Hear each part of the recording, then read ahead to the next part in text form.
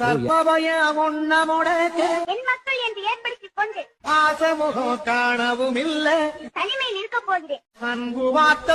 எங்க மக்களை இப்ப நீங்க பார்த்த கோயில் வந்து பாத்தீங்கன்னா எங்கேயும் இல்லைங்க, நம்ம மயிலம்பாடியில் இருக்கிற ஸ்ரீ கரிகாளி அம்மன் கோயிலுக்கு பின்னாடி இருக்கிற வழிவிடும் பாலமுருகன் கோயில் தாங்க இந்த கோயிலுக்கு வந்திருக்கோம். இந்த கோயில் வந்து பாத்தீங்கன்னா 3 வருஷமா வேலையிட்டுக்குதாமாங்க. வெற்றிவேல் முருகனுக்கு அரோகரா, வீரவேல் முருகனுக்கு அரோகரா. ஈரோடு மாவட்டம் பவானி வட்டம் மயிலம்பாடி கிராமம் ஸ்ரீ கரிகாளி அம்மன் கோயில் அருகில் ஸ்ரீ வழிவிடு பாலமுருகன் கோயில் திருப்பணி வேலை நடந்து கொண்டிருப்பது 3 வருடமும் நடந்து கொண்டிருப்பது.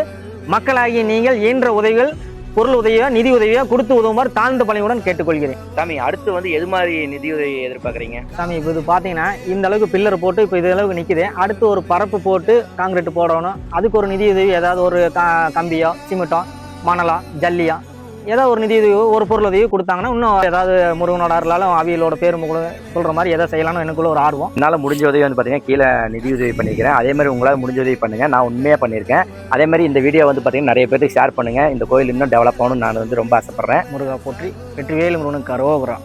உங்களால் முடிஞ்ச உதவி அது பொருளாக பண்ணாலும் சரிங்க, எப்படி பண்ணாலும் சரிங்க, கோயிலுக்கு நல்லது பண்ணால் சரிங்க. அதனால் வந்து பார்த்தீங்கன்னா கண்டிப்பாக சப்போர்ட் பண்ணி கொடுங்க.